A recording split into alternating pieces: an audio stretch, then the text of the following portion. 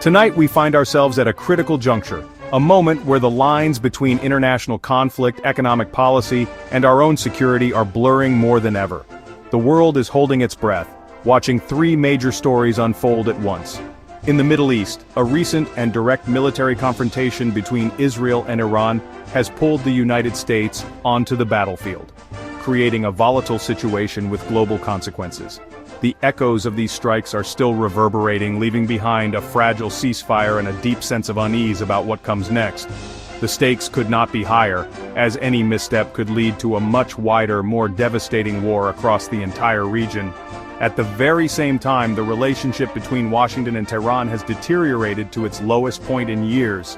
The recent conflict has only poured fuel on an already burning fire. Following American airstrikes, Iran has responded with defiance, vowing revenge and taking drastic steps to sever its cooperation with international nuclear watchdogs. This defiant posture raises serious questions about its nuclear ambitions and the future of global non-proliferation efforts. We are left to wonder if the door to diplomacy has been slammed shut for good, leaving only military options on the table in this high-stakes standoff. Back at home, another form of conflict is playing out, this one centered on trade and the economy. Earlier this spring, President Trump unleashed a new wave of tariffs, placing a 10% tax on nearly all goods imported into the United States. This America First strategy was designed to protect American jobs and industries from foreign competition. However, this bold economic move has sent shockwaves through the global financial system, sparking retaliatory measures from our closest allies and disrupting supply chains that businesses and consumers rely on every single day. The full impact of this trade turmoil is only now beginning to be understood. These three stories, a hot war in the Middle East, a cold war of words with Iran, and a trade war with the world, are not separate events. They are deeply interconnected, each one influencing the others in a complex dance of power, risk, and consequence. The conflict in the Middle East affects global oil prices, which in turn impacts the economy already strained by tariffs. The administration's aggressive foreign policy is mirrored in its aggressive trade policy. Tonight we'll break down these events and ask a fundamental question: do these displays of strength ultimately protect us, or do they lead us down a more dangerous path? The month of June began with a dramatic and dangerous escalation in the long-simmering shadow war between Israel and Iran. On June 13th, Israel launched a massive preemptive strike, codenamed Operation Rising Lion. Israeli jets hit over 100 targets deep inside Iran, focusing on military sites and, most critically, facilities linked to Iran's nuclear program at Natanz and Fordow. It was a bold and risky operation, one that crossed a red line by bringing their conflict out into the open. The world watched, fearing an immediate and overwhelming response that could drag the entire region into chaos. Iran's retaliation was swift and powerful.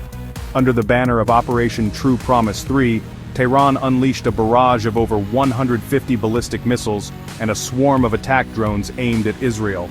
While most were intercepted, the attacks signaled Iran's willingness to engage in direct state-on-state warfare, a frightening new development. The sheer scale of the missile launch demonstrated a capability that many experts had warned about for years. This direct exchange of fire between the two regional powers marked a turning point, transforming decades of proxy battles into a head-on military confrontation for all the world to see. The conflict quickly drew in the United States. With tensions at a boiling point, President Trump ordered American forces to join the fight. On June 21st, U.S. warplanes carried out their own airstrikes against the very same Iranian nuclear sites that Israel had targeted just days earlier. The administration claimed the strikes were a decisive blow, with the president declaring Iran's nuclear program obliterated.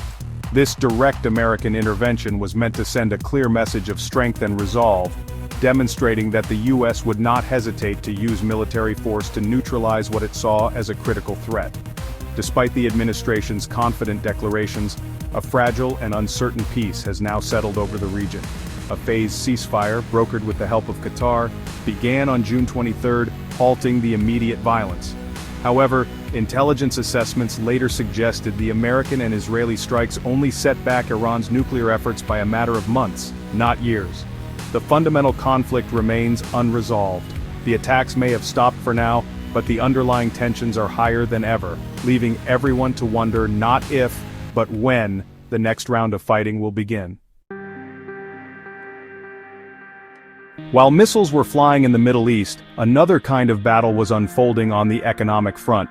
Back in April, President Trump made a move that shook global markets, using his executive authority to impose a sweeping 10% tariff on almost all imported goods.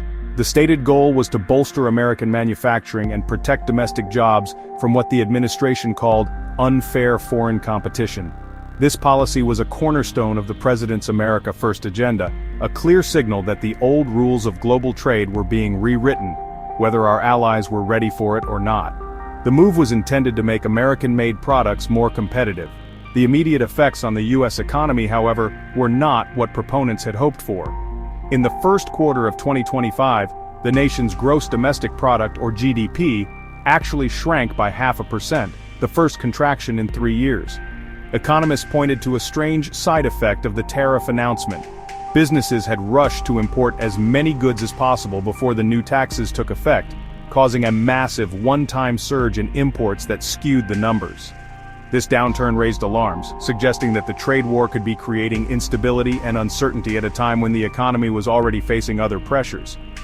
The ripple effects were felt across Wall Street and in corporate boardrooms. Major companies began reporting disappointing financial results, explicitly blaming the tariffs for their troubles. FedEx, a bellwether for global economic activity, saw its stock drop after it lowered its profit forecast, citing a slowdown in global demand caused by the trade barriers. Companies like General Mills and Tesla also reported struggles, as retaliatory tariffs from other countries made their products more expensive overseas.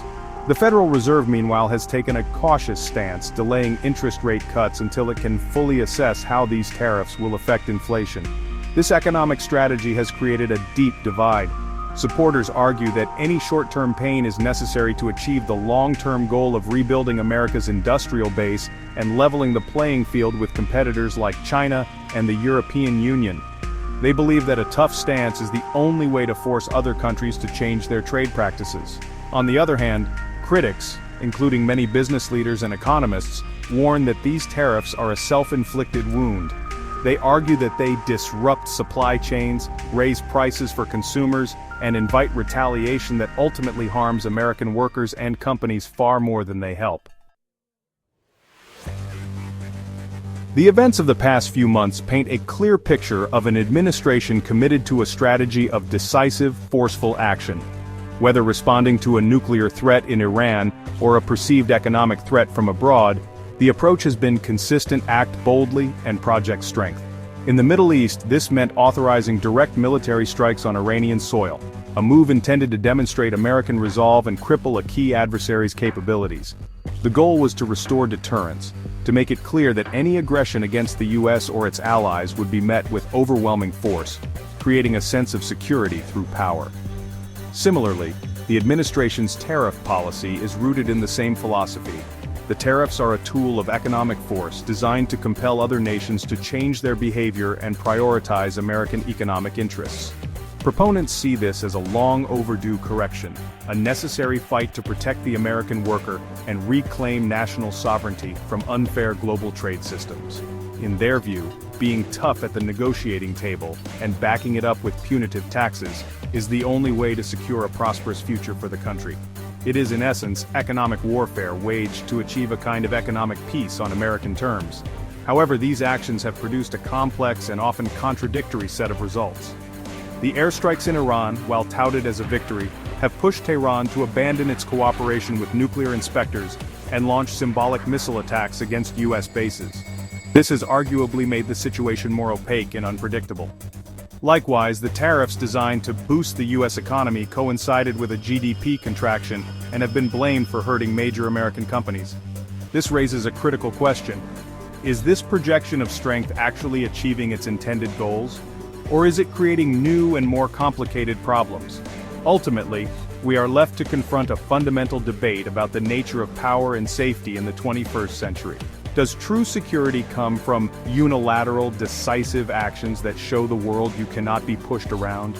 Or does it come from building alliances, fostering cooperation, and seeking stability through diplomacy and predictable international rules? The administration has clearly chosen the first path. But as we navigate the fallout, a tense Middle East, a strained economy, and frayed relationships with our allies, we must ask ourselves if these actions are making us safer or if they are simply sowing the seeds for the next crisis. The answer remains to be seen.